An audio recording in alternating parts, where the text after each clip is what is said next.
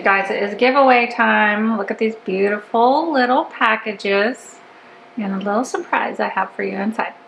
This one's mine. Boop. So cute.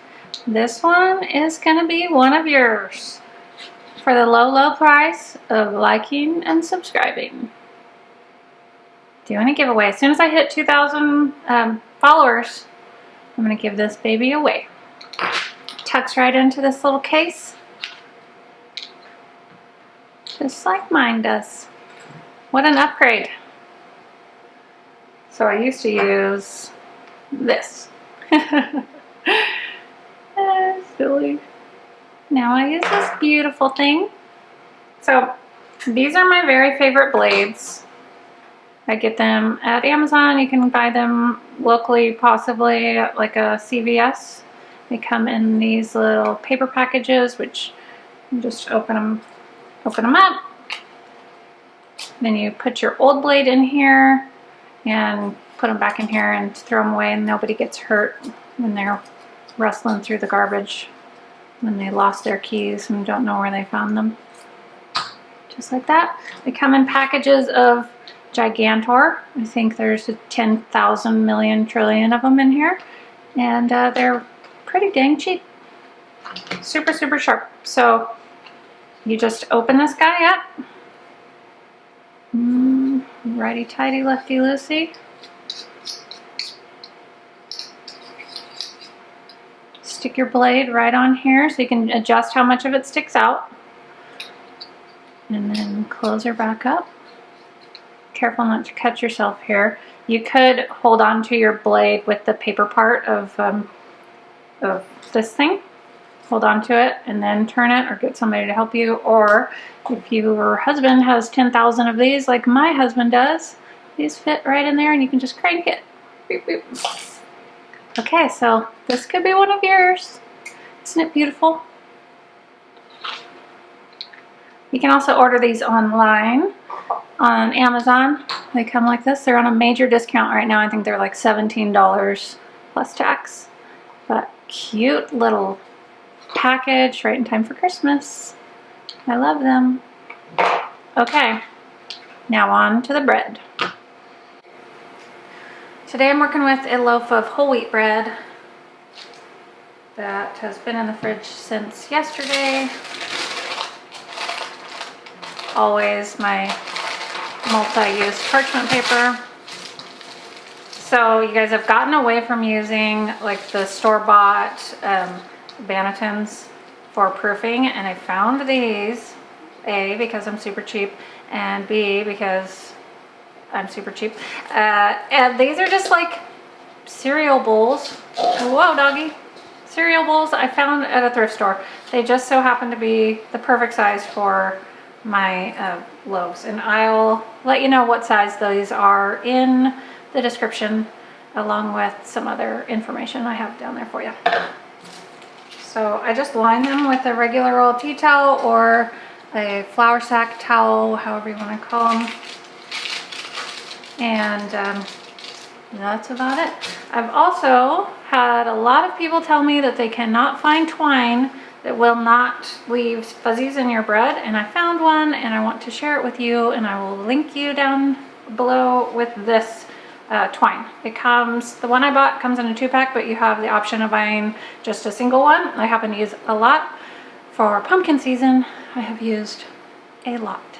So this is the twine I'm going to use today for this particular Christmas design. So I didn't pre-cut it for you like I usually do. All you want for this one is 3 pieces of twine, as opposed to like 4 or 5 for the pumpkin. And as you see, I didn't lay it across before, and I have a trick for you. It doesn't really matter what you do or how you do it. Okay, so first you're going to all-purpose flour. You can use rice flour. I just don't like the way it feels. It's crunchy and not my favorite thing to use, so I just use all-purpose flour. I don't have a problem with it. Some people don't like it. They like they like to use rice, but this is my preference. So then I'm going to go in with my strings and simply just going to slide them under and tie them up top.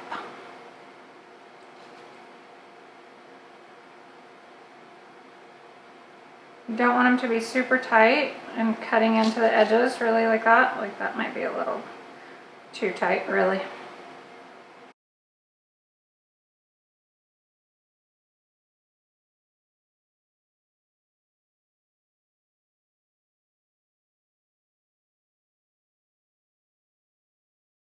Okay, so now you can go ahead and adjust if your strings are in a wonky spot or whatever.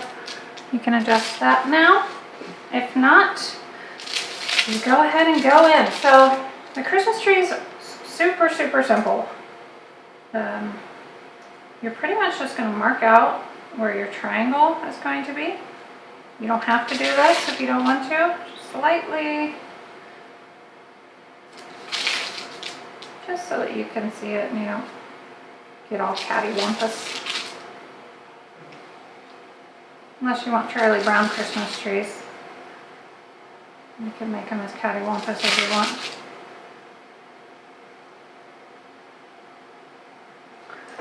Okay, so it's relatively just like sketching out a freehand tree.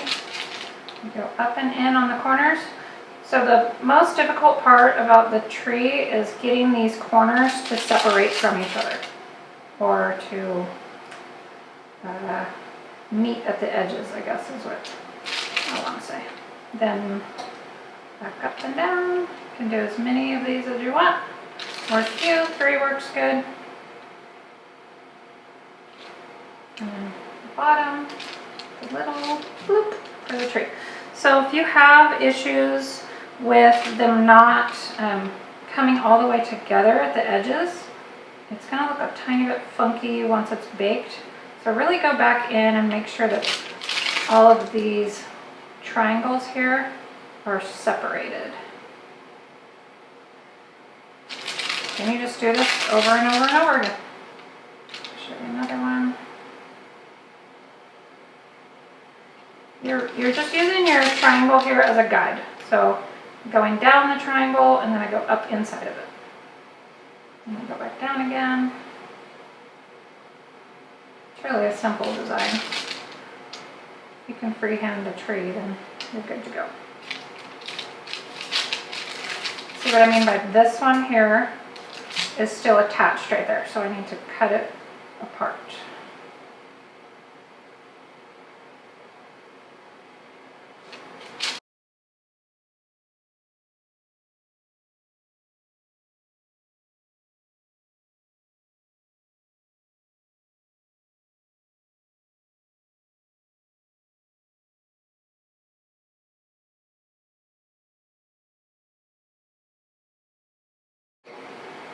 So ever since I started my micro bakery, I've gotten super crazy lazy with my process. So I've been doing it quite a bit different than I showed you guys originally how I do it. And I need to do another video on my bulk process because it's a lot less handwork, a lot less kneading, and really it just sits there for the most of the part, or most of the day. Don't mess with it quite as much. I don't even auto lease anymore. Yeah, told you I was lazy. Okay, so now that I've cut all of my tree shapes out, I'm just gonna go in kind of sporadically and make some little marks so that they're not just empty trees. They have some branches in there. Like one this way, 2 that way. The messier it is, it seems like the cuter that they are. More random. And that is it, you guys. I will show you the finished product as soon as it's out of the oven. I'm going to bake this. So I got a new oven. So now I'm not baking at 500 anymore. I'm baking at 475 because my new oven is new, and I think it holds heat a lot better than my old one. So I had to adjust. So I'm baking at 475 for 20 minutes with the lid on, and then 475 again for 25 with the lid off. So there she is, as promised. Be right back with the finished product.